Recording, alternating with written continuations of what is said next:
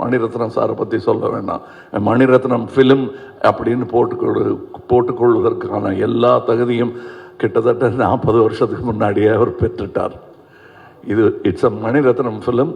இவர்களைப் போலவே எனக்கு அவர் படத்தில் நடிப்பது நாசருக்கு நாயகன் போது எப்படி இருந்ததோ அந்த மாதிரி இருந்தது எனக்கு. ஏன்னா நான் பார்த்த அந்த இளைஞர் மணி இன்னைக்கு ஞானியாக, சினிமா ஞானியாக மாறி இருக்கிறார். எனக்கு பட்டம் கொடுத்துருக்குறாங்க அந்த மாதிரி. ஸோ அவர் கூட வேலை செய்கிறது எனக்கு குதூகலமாக இருந்தது என்பது தான் உண்மை. அது எல்லாருக்கும் தெரியும், படம் பார்க்கும்போது தெரியும். அந்த எங்கள் செட்டில் இருந்து எங்களை பார்த்தவங்களுக்கும் அது புரியும். இதில் இருக்கிற டெக்னீஷியன்ஸ், எடிட்டர், ஒரு ட்ரெய்லர்லேயே தூக்கிட்டாங்க மணியும் அவரும் சேர்ந்து. அது அது ஒரு சூப்பர் ஹிட் பண்ணிட்டாங்க. அதெல்லாம் நல்ல சிறந்த டெக்னீஷியன்கள், பதட்டம் இல்லாமல் எந்த பெரிய இடையூறுகளையும் தாண்டும் அந்த லாபகம் அவர்களுக்கு இருக்கிறது.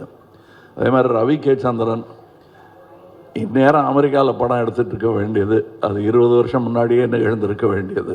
மருதநாயகம் அதோடைய சினிமாட்டோகிராஃபர் அவருடன் முழுவதுமாக ஒரு முழு படத்தை முடித்தேன் என்ற பெருமை, அது பாதியில் விட்டோங்கிற வருத்தம் எனக்கு ரொம்ப உண்டு. ஆனால் அதில் இந்த படத்தின் மூலம் அதில் இருந்ததை விட இன்னும் சிறந்த சினிமாட்டோகிராஃபராக அவர் திரண்டு வந்திருக்கிறார் எங்களுக்காக. அது தெரியும், படத்தில் பார்த்தா பேசுவாங்க. அதை நான் சினிமா விமர்சகர்களிடம் விட்டு விடுகிறேன். அவருக்கு நல்ல பேர் கிடைக்கணும். நானும் சினிமா விமர்சகன்தான், நானும் சினிமா ரசிகன்தான். நான் சுவைத்த விஷயத்தை உங்களுக்கு நான் சொல்லுகிறேன். வியாபாரம் வெற்றி பெறணும், அதெல்லாம் ஓகே. என் சினிமாவும் வெல்ல வேண்டும் என்பது தான் ஆரம்ப காலத்திலிருந்து நாங்கள் அதான் ஒரே மாதிரி எண்ணம் உடையவர்களுடன் பேசிக்கொண்டோம். நாங்கள் செட்டில் இருக்கும்போது மணி சார் ஆகட்டும், நடுவில் போய் பேச டைம் இருக்காது. அதுவும் டெக்னீஷியன்ஸுக்கு மேலேயும் கீழேயும் பார்த்துக்கிட்டு ஒரு மாதிரி சித்தர் மாதிரி அலைஞ்சிக்கிட்டு அங்கே. அதுக்கு நடுவில் நாங்கள் பேசுகிறது கூட அரட்டையாக இருக்காது. லஞ்சில் உட்காந்து பேசுகிறது கூட சினிமாவை பற்றியாக இருக்கும், வேற ஒருத்தர் எடுத்த நல்ல சினிமாவை பற்றியாக இருக்கும். இப்படி ஒரு அற்புதமான சூழலில் நாங்கள் இந்த படத்தை எடுத்திருக்கணும். இந்த மாதிரி ஆரோக்கியமான ஒரு சூழல் ஐமைவதே எவ்வளோ பணம் கொடுத்தாலும் கிடைக்காது. அது எனக்கு கிடைத்தது, ராஜ்கமலுக்கு கிடைத்தது.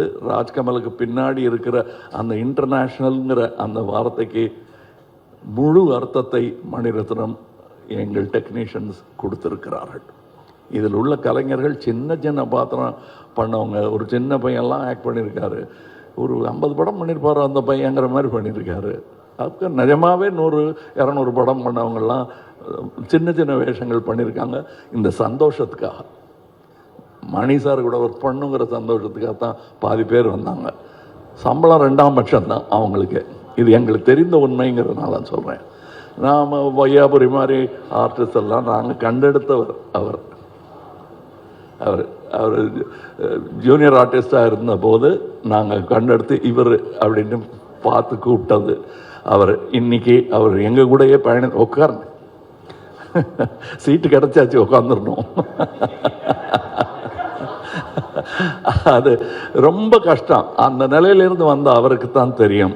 இன்னைக்கு இங்கே ஜோஜோ இல்லை, இப்போ இந்த முன் வரிசையில் அமர்ந்திருக்கிற எல்லாருமே என் நண்பர்கள் தான். அவங்களுக்கு இந்த வாய்ப்பு கிடைச்சது எனக்கு பெருமையாக இருக்குது. நீங்கள் படம் பார்த்துட்டு இவங்களெல்லாம் பற்றி நான் பேசுகிறேன். ஏன்னா இப்போ பேசும்போது அவர்கள் பெயரை மட்டுமே குறிப்பிட வேண்டி வரும். அவர்கள் திறமையையும் பற்றி பேசுவதற்கு இன்னொரு விழா நடக்கத்தான் போகிறது என்று எனக்கு தோன்றுகிறது. அந்த விழாவில் உங்களுடன் பேசுகிறேன். மற்றபடி எனக்கு உறுதுணையாக இருந்த தமிழ்நாட்டிற்கே நன்றி சொல்ல வேண்டும். நான் மேடையில் பேசும்போது உயிரே உறவே தமிழே என்று சொன்னதற்கான அர்த்தத்தையும் நான் முழுமையாக உணர்கிறேன். நன்றி, வணக்கம். பிளே ஸ்டோர் மற்றும் ஆப் ஸ்டோரில் இருந்து பாலிமர் செயலியை QR கோடு மூலம் பதிவிறக்கம் செய்யுங்கள். செய்திகளை உடனுக்குடன் பெறுங்கள்.